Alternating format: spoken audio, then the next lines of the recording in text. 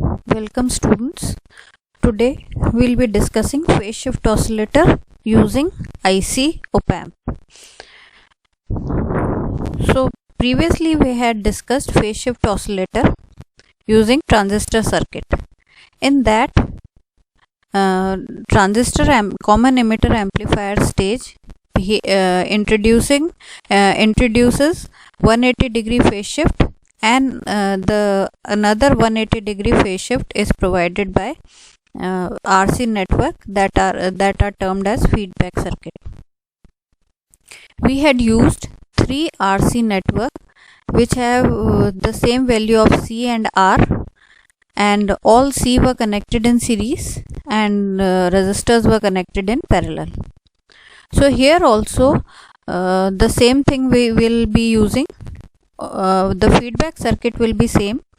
Here in the diagram you can see R are connected in parallel, and all C have the same value and they are connected in series. The difference is here, instead of transistor we have used 741 IC op-amp. So IC op-amp, as you know, can behave as an amplifier. Now this IC op-amp provides us output signal in same phase or output signal in opposite phase. It depends on the input on the pin where input is applied. If input is applied to the inverting end, then the output signal is inverted in phase, and if we apply the signal at non-inverting end, then the signal is in phase with the input. So because in place of common emitter amplifier using transistor circuit, we are using 741 IC op-amp. So here the input will be applied in the inverting end. So here you can see the feedback voltage that is being provided through R1 into the inverting end. So this is the input signal end where we are providing input signal to the amplifier. So in turn what we will get an output signal that is inverted in phase. The additional 180 degree phase will be provided by the RC network. So here we get output signal here, and then a part of the output signal is fed back through, it passes through this feedback circuit, and then it becomes in phase with the input signal, and we have again the input signal. So this is the basic phase shift oscillator. We'll be calculating two conditions here. One, the condition to obtain sustained oscillation, and second, the frequency of the oscillation. So from the figure, phase shift oscillator uses an op-amp circuit as an amplifying stage and 3 RC cascading network as the feedback circuit. The op-amp is used in inverting mode. I have already shown you. So any signal that appears at the inverting terminal is shifted by 180 degree at the output. An additional 180 degree phase shift required for oscillation is provided by the RC networks. So the total phase shift around the loop is 360 degree, or we can say it is 0 degree. At some specific frequency, for a particular frequency, the phase shift of the RC network is exactly 180 degrees and the gain of the amplifier is sufficiently large. The circuit will start to oscillate at that frequency, and the frequency at which the oscillator starts to oscillate is called the frequency of oscillation, and we termed it as F0. So here in this the basic working of the phase shift oscillator we have already discussed. Here we'll be calculating F0 and gain by the above circuit.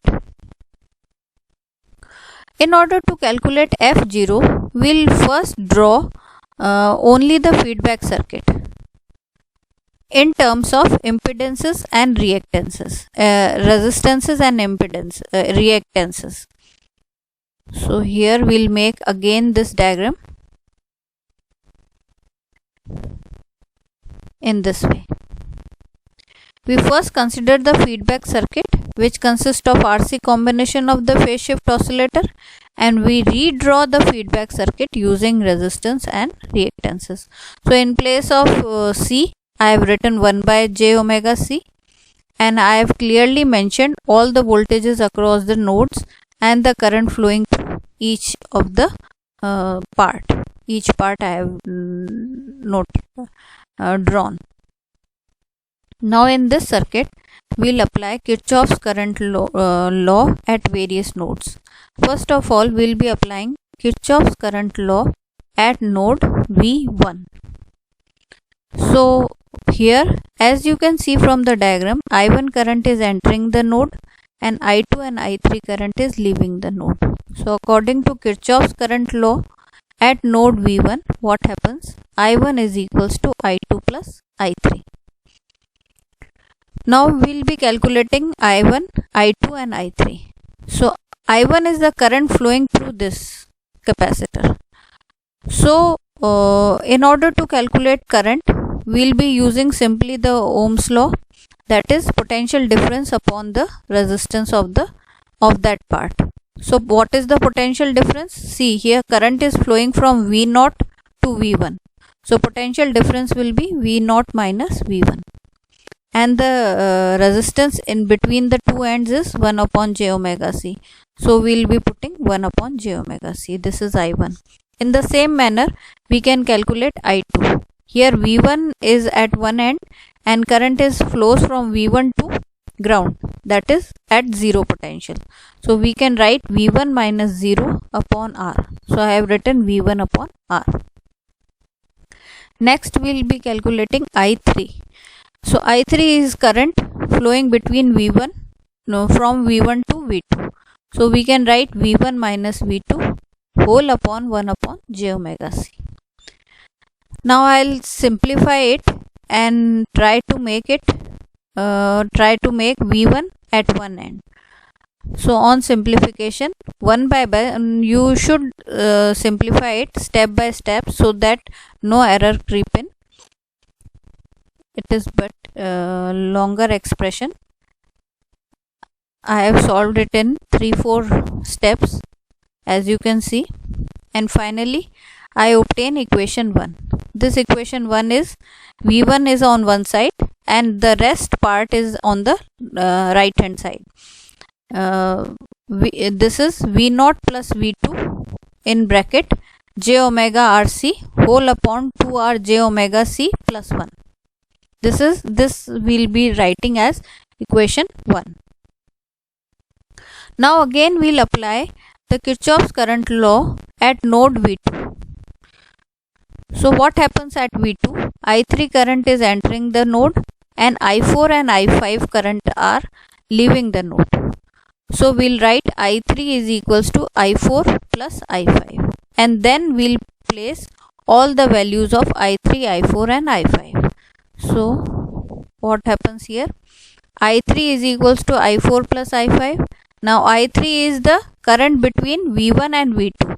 So we can write V1 minus V2 upon 1 upon j omega C. I4 is the current flowing from V2 to ground, that is at 0. So here I can write V2 upon R. And I5 is the current flowing between V2 and VF. So I can write V2 minus VF upon 1 upon j omega C. Again I'll rearrange it and place V1 on one side and rest all the values we will put on right hand side. So simplifying it, again it is a long expression, so it will be it can be solved step by step, and finally 3-4 steps I have solved it, and finally I obtain V1 is equals to V2 into 2R j omega C plus 1 whole upon j omega CR minus VF. This is your equation 2. So I have calculated V1 from in equation 1, and again I have calculated V1 in equation 2. Now again I'll apply one more condition. What is that condition?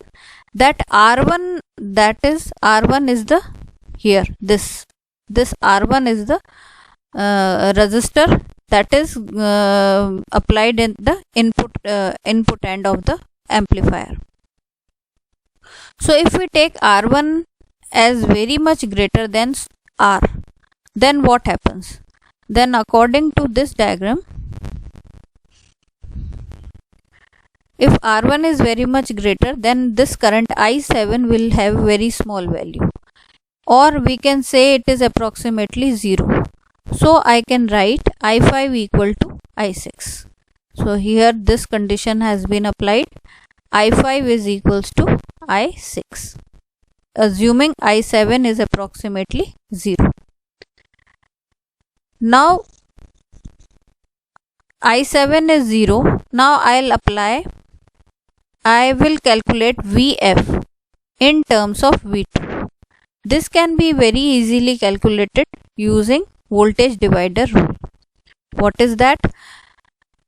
If we want to calculate Vf will be equal to V2 into R whole upon R plus 1 upon j omega c. So here I can write R into V2, R plus 1 upon j omega c. Taking LCM and simplifying it, I get V2 equal to j omega cr plus 1 into Vf whole upon j omega cr. This is your third equation. So now I have calculated 3 equations, 1, 2 and 3. Now using equation 1 and 2, you already know that left hand side is same. Both equation have V1 on the left hand side. So I can equate the 2 equations. So I will be equating them. So here I have equated the equation number 1 and equation number 2. Now by the help of equation 3, I will put the value of V2 in this equated equation. So here I have placed the value. Now this term was cancelling, so I have cancelled it. Here also value can be cancelled. Now this is very large expression, so you can solve it on your own in few simple steps. I have written each step, but it is very complicated equation, so it should be solved very and Vf minus Vf is, it is not Vf minus Vf, it is this Vf is multiplied by this term. So I have just multiplied these two values, and then further I have simplified it. I get this expression, then this expression, and on final simplification I finally obtain this very, after simplification I get j omega rc V0 is equal to j omega rc plus 6 minus 5 j square j omega cr minus omega square c square r square into Vf. This is by the help of this expression I can calculate Vf upon V0. So Vf upon V0 is somewhat like this. It can also be further simplified if we take the LCM in the denominator. So taking LCM in the denominator, then we again get a very large values, very large expression, and further on simplification we finally obtain this expression j cube omega cube c cube r cube whole upon this very large term. Now this expression that we have obtained, what is this expression? This is Vf upon V0. But what is Vf upon V0? Vf upon V0 is defined as the feedback factor. So this value can be put as B.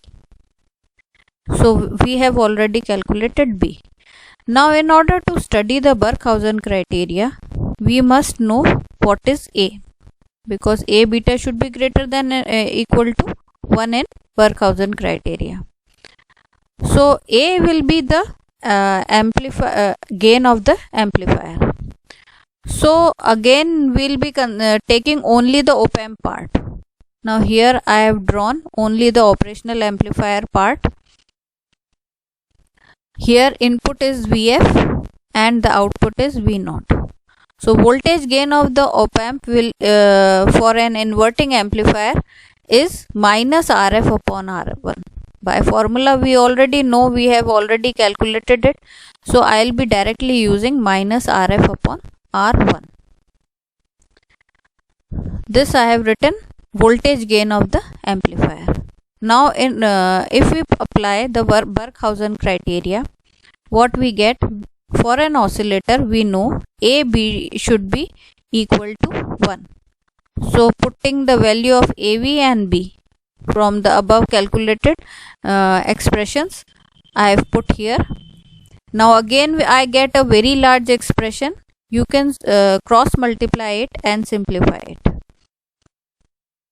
I have simplified it in few steps. Now finally I obtain this expression. Now in this expression I can, in order to solve it, I can take the real part and imaginary part, the coefficient of real part and imaginary part, because this part is equal to this part. So the real part should be equal to the real part on the right hand side, and the imaginary part should be equal to the imaginary part on the right hand side. So equating the real part, first of all we'll take the real part. So here you can see there is no real part. So here on left hand side real part becomes 0. On the right hand side this is imaginary part. What is this? This is real part. So we can write this. Again this is imaginary term and this is real term. So we put 0 is equals to minus 6 R square C square omega square plus 1. This is the real part.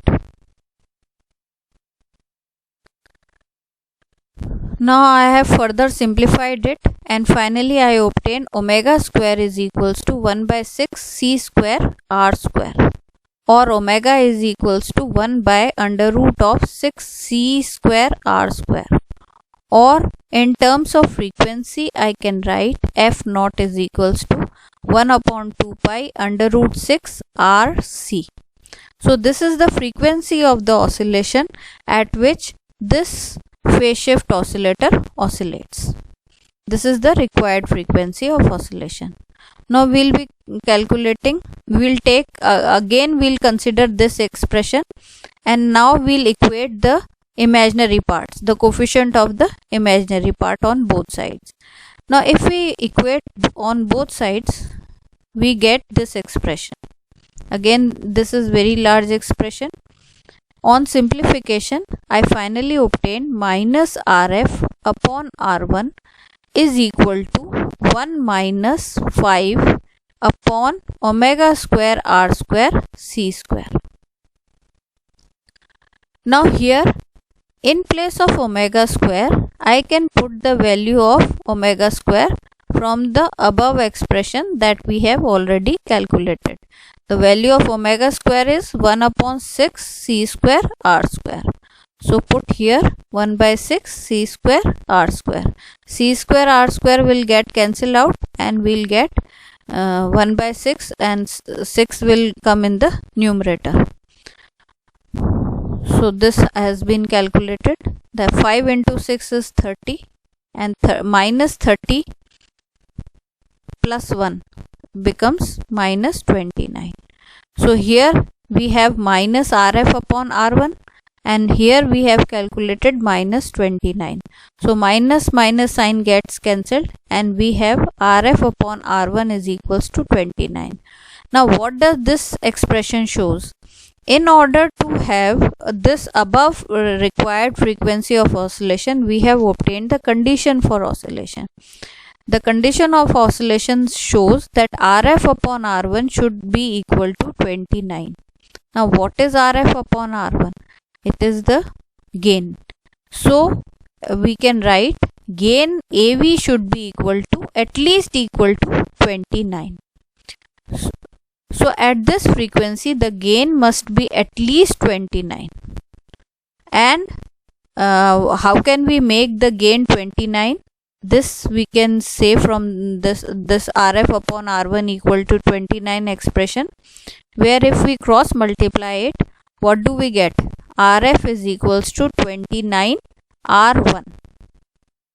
So this is the necessary condition that is important in order to make the IC op-amp to work as an oscillator of the frequency 1 upon 2 pi under root 6 RC.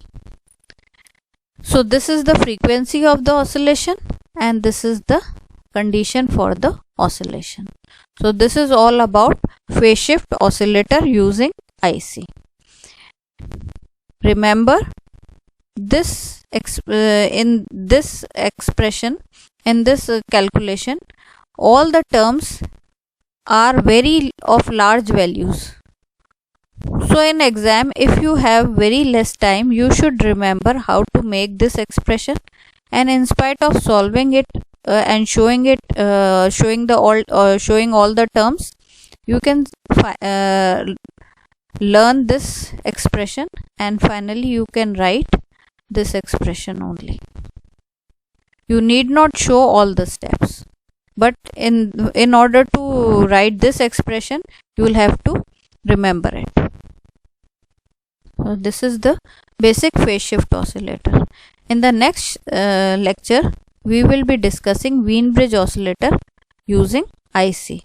Here also we will be using IC op-amp 741 to make the Wien bridge oscillator. Thank you.